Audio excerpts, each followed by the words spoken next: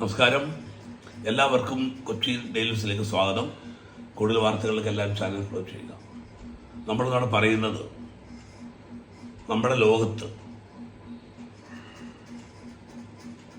ഒരുപാട് ഭരണാധികാരികൾ ഉന്നത സ്ഥാനത്ത് ഇരുന്നുകൊണ്ട് നടത്തിയിട്ടുള്ള അതിക്രൂരമായിട്ടുള്ള വംശഹത്യയാണ്.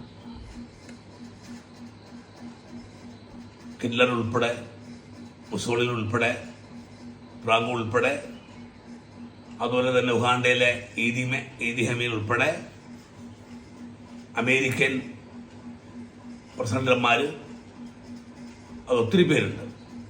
ജോർജ് ബുഷ് ആണെങ്കിലും ട്രംപ് ആണെങ്കിലും അമേരിക്കയിൽ പല ഘട്ടങ്ങളിൽ മാറി വന്നിട്ടുള്ള പ്രസിഡന്റുമാർ പല രാജ്യങ്ങളിലും അതിനെ വെച്ച് നടത്തിയിട്ടുള്ള കൊലപാതകങ്ങൾ, അതുപോലെ തന്നെ ബ്രിട്ടൻ നടത്തിയിട്ടുള്ള കൊലപാതകങ്ങൾ ഇന്ത്യയിൽ ഉൾപ്പെടെ, ഇതെല്ലാം ലക്ഷക്കണക്കിന് ആളുകളാണ് ഇവരെല്ലാം കൊന്നെഴുതിയിട്ടുള്ളത്.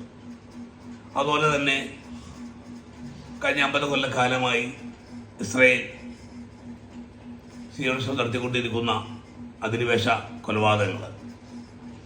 ഒടുവിലത്തെ ഭരണാധികാരിയാണ് ബെഞ്ചമിൻ നെതന്യാഹു. അദ്ദേഹം ഈ 15 കൊല്ലക്കാലം കൊണ്ട് ഏതാണ്ടൊരു 1.5 ലക്ഷത്തോളം ജനങ്ങളെ കൊന്നൊടുക്കിയിട്ടുണ്ട്. അതിൽ കൂടുതലും കുട്ടികളാണ്. അന്താരാഷ്ട്ര കോടതിയും യുഎന്നൊക്കെ നമ്മുടെ നാട്ടിൽ അല്ലെങ്കിൽ ലോകത്തുള്ളപ്പോഴാണ് ഇത്തരം കിരാതവാഴ്ചകൾ നടന്നുകൊണ്ടിരിക്കുന്നത് ഈ കാലഘട്ടത്തിൽ.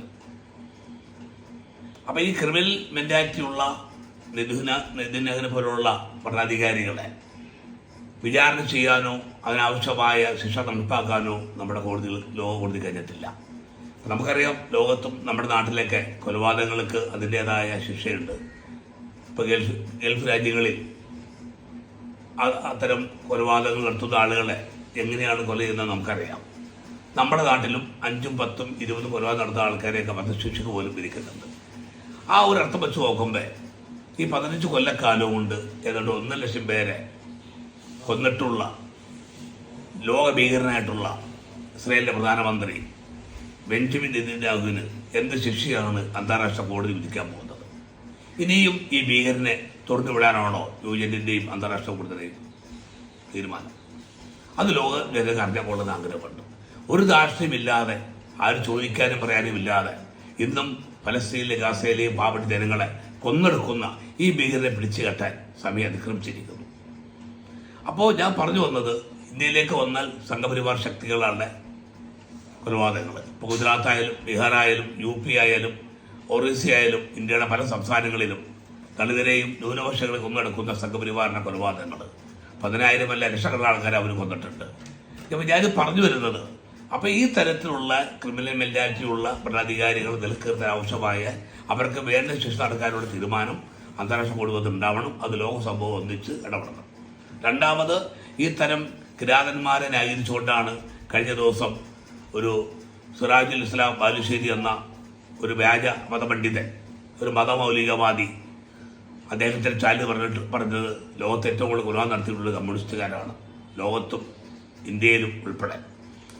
അപ്പോൾ ഇന്ത്യയിലെ സംഘപരിവാറിനെയും ലോകഭീകരന്മാരെയും അമേരിക്ക ഉൾപ്പെടെ ന്യായീകരിച്ചുകൊണ്ട് അദ്ദേഹം അവരെയൊക്കെ നല്ല സർട്ടിഫിക്കറ്റ് നടത്തിക്കൊണ്ട് അവർക്കെതിരെ നടത്തുന്ന പോരാളികളാണ് കമ്മ്യൂണിസ്റ്റുകാർ. ഇപ്പം നമുക്കറിയാം, ഹിറ്റ്ലറെ പിടിച്ചു കെട്ടിയത് റഷ്യയുടെ ചെമ്പടയാണ്. മുസോളിനെ പിടിച്ചു കെട്ടിയത് ഇറ്റലിയിലെ കമ്മ്യൂണിസ്റ്റുകാരാണ്.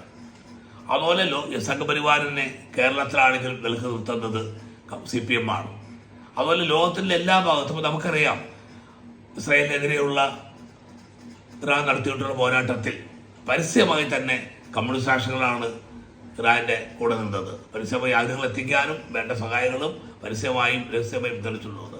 ഒരു അറബ് രാഷ്ട്രം പോലും, ഒരു അമേരിക്ക പോലും അത് കൂട്ടി നിന്നിട്ടില്ല, ഇറാന്റെ കൂടെ നിന്നിട്ടില്ല. അമേരിക്ക അവസാന ഘട്ടത്തിൽ ഇസ്രായേലിന് വേണ്ടി അവിടെ കൊണ്ട് ബോംബിട്ടു. അപ്പോൾ ഈ തരത്തിൽ ലോകത്തെ സാമ്രാജ്യത്തെ വിരുദ്ധ പോരാട്ടം നടത്തുന്ന അധിനിവേശത്തിനെതിരെ പോരാടുന്നവർക്ക് എന്നും താങ്ങും തള്ളുമാണ് ലോക കമ്മ്യൂണിസ്റ്റുകാർ. ആ കമ്മ്യൂണിസ്റ്റുകാരെ കുറിച്ചാണ് ഈ വ്യാജ പണ്ഡിതൻ ആ തരത്തിലുള്ള പ്രസ്താവന നടത്തിയിട്ടുള്ളത്. അപ്പോൾ ഒന്നല്ലെങ്കിൽ സംഘപരിവാറിൻ്റെയും അച്ചാരം വാങ്ങിക്കൊണ്ട്, അതല്ലെങ്കിൽ അത്തരക്കാരെ പേടിച്ചുകൊണ്ടാണ് ഈ ഭീരുക്കളൊക്കെ ഈ തരത്തിലുള്ള പ്രസ്താവന നടത്തുന്നത്. അതുകൊണ്ട് നമുക്ക് പറയാനുള്ളത്, ഈ സമൂഹവും ഈ സമുദായവും ഒന്നും ഈ വ്യാജൻ വ്യാജന്മാരുടെ തൊപ്പി വെച്ച കള്ളത്താടി വെച്ച ഈ വ്യാജന്മാരായിട്ടുള്ള പുരോഹിതന്മാരുടെ അഭിപ്രായം നിങ്ങൾ കേൾക്കരുത്. സത്യം മനസ്സിലാക്കാം, ചരിത്രപരമായിട്ടുള്ള കാര്യങ്ങൾ മനസ്സിലാക്കാനും പഠിക്കുവാനും ശരിയുടെ കൂടെ നിൽക്കാനും നമ്മൾ തയ്യാറാവണം എന്നുള്ളതാണ് നമുക്ക് പറയാനുള്ളത്.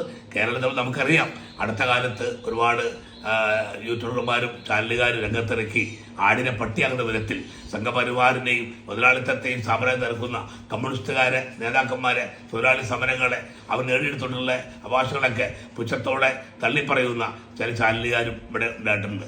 അത്തരക്കാരെ നിലക്കിറുത്തേണ്ട സമയം കഴിഞ്ഞിരിക്കുകയാണ്. ആരെക്കുറിച്ചും എന്തും പറയാം എന്നുള്ള ഒരു രീതിയിലേക്ക് നമ്മുടെ കേരളീയ സമൂഹം മാറിയിരിക്കുന്നു. അതുകൊണ്ട് നമ്മൾ വീണ്ടും ഒരു നവോത്ഥാന സമരത്തിൻ്റെ ഭാഗമായി നിന്നുകൊണ്ട് വീണ്ടും ചാതുർണ്ണത്തിൻ്റെയും ആ പഴയകാല ഭൂതകാലത്തിലേക്ക് നമ്മുടെ സമൂഹത്തെ നയിക്കാൻ നടത്തുന്ന സംഘപരിവാറിൻ്റെ ശ്രമത്തെ വെള്ളപൂശാനും അതിനെതിരെ ശബ്ദിക്കുന്ന കമ്മ്യൂണിസ്റ്റുകാരെ ഒറ്റപ്പെടുത്താനും നിരുത്സാഹപ്പെടുത്താനും നടത്തുന്ന ഇത്തരം പ്രസ്താവനകളെ ഇനിയും കേരളീയ സമൂഹം കൈകെട്ടി നോക്കിയേക്കാൻ പാടില്ല. അത്തരക്കാരെ ശക്തമായ നിലപാടുമായി കേരളീയ സമൂഹം രംഗത്ത് വരണമെന്ന് മാത്രം പറഞ്ഞുകൊണ്ട് ഞാൻ ഈ വാർത്ത ഇവിടെ അവസാനിപ്പിക്കുന്നു. നിങ്ങൾക്ക് എൻ്റെ നമസ്കാരം.